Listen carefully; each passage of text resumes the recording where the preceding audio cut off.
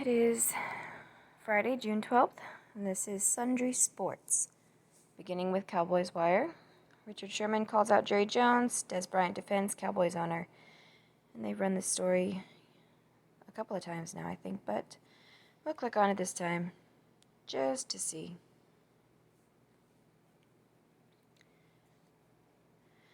In a week where so many, from celebrities to CEOs, have come forward with formal statements and calls for change regarding racial inequality and social injustice in America, Cowboys owner Jerry Jones has remained uncharacteristically silent.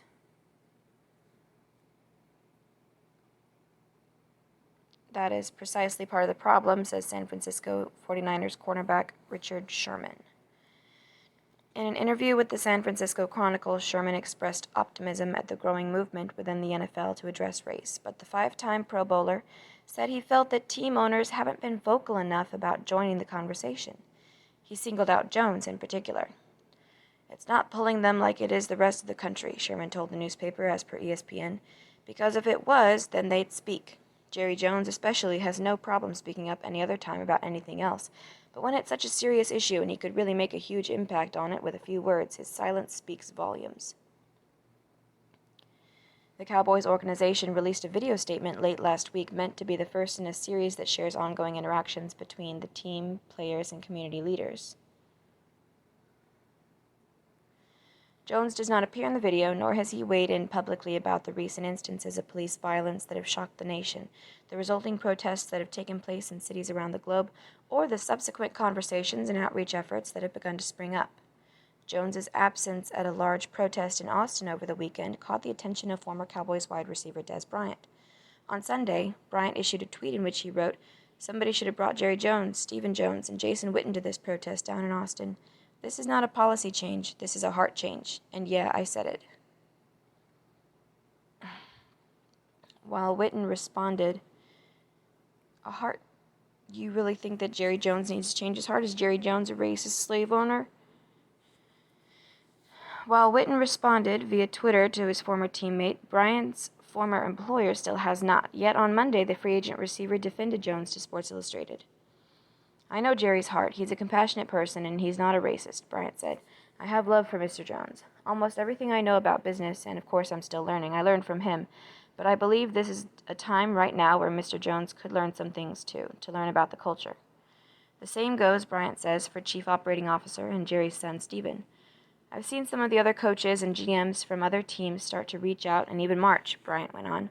"I think that will help those teams in the locker room and on the field for players to know that the boss is at least trying to understand."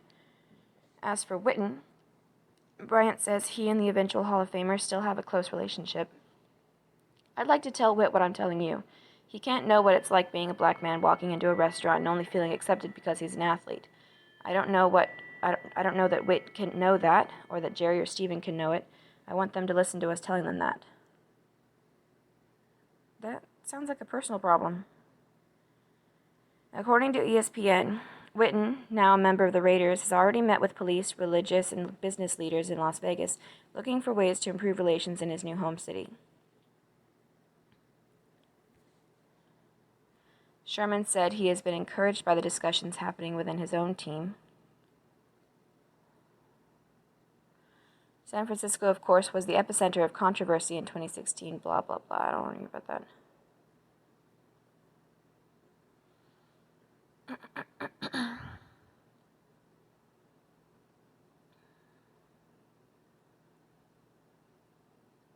It is unclear what the Cowboys, either the players or the ownership, will do, or if the two sides will agree on a unified approach. But Bryant has a suggestion on how the team owner could endear himself to his players in the meantime. If Jerry participated in a protest, those guys in that locker room at the Star, knowing what he might be changing and might be sacrificing, would run through a brick wall for him, Bryant predicted. Don't make this about the team and making the team successful. It's not about the team. For now, though, Jones is inexplicably letting his silence do all the talking, and the message it's sending is leaving a bad taste in the mouths of fans and players who are looking for the outspoken owner to do what he normally does best, speak out. Don't speak for the fans. Don't speak for the fans, dude.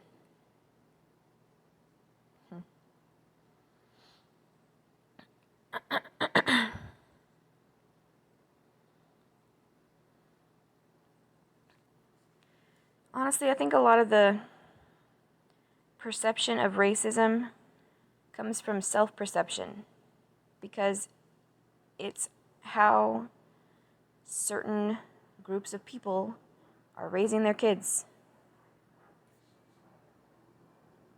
If you perceive yourself as judged, then that's how you'll feel. If you perceive yourself as being belittled or people being negative, if you perceive yourself in a negative light, then that's how you'll feel that other people are seeing you. I'm just saying. I'm sure that's not all of it, because there are still, some people around. Even more so now that the pendulum has swung all the way back to where we're supposed to want to see color and judge for it. Just in this case, judge well instead of negatively.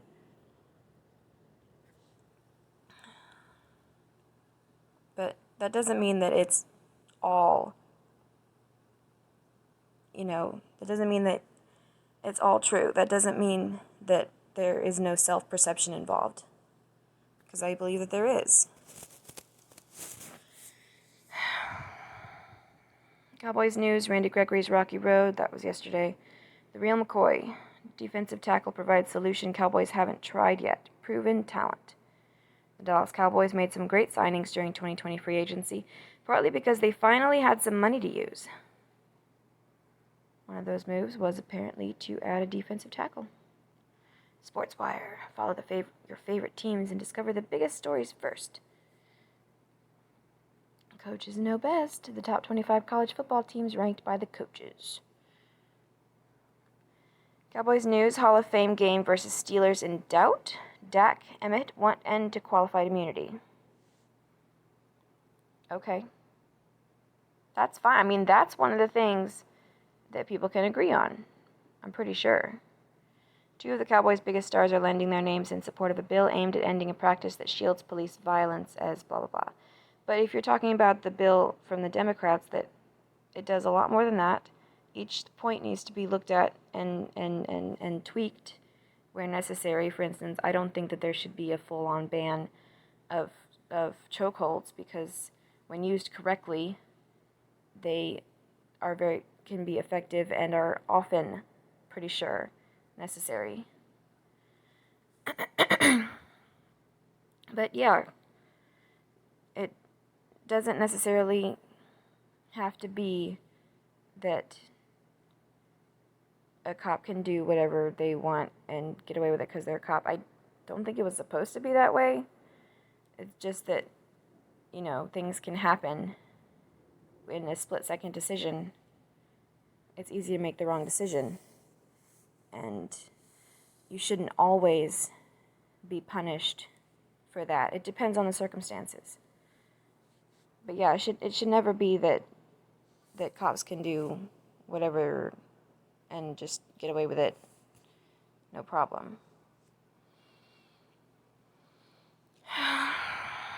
SiriusXM. Listen at home. 4 months for free.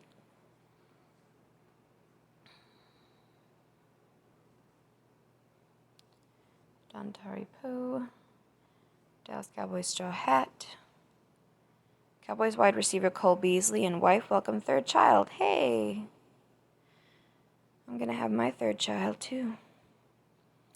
Stashed away in year one, Cowboys out. Yeah, that's been there every day. Why didn't it say former Cowboys wide receiver? Well, anyway.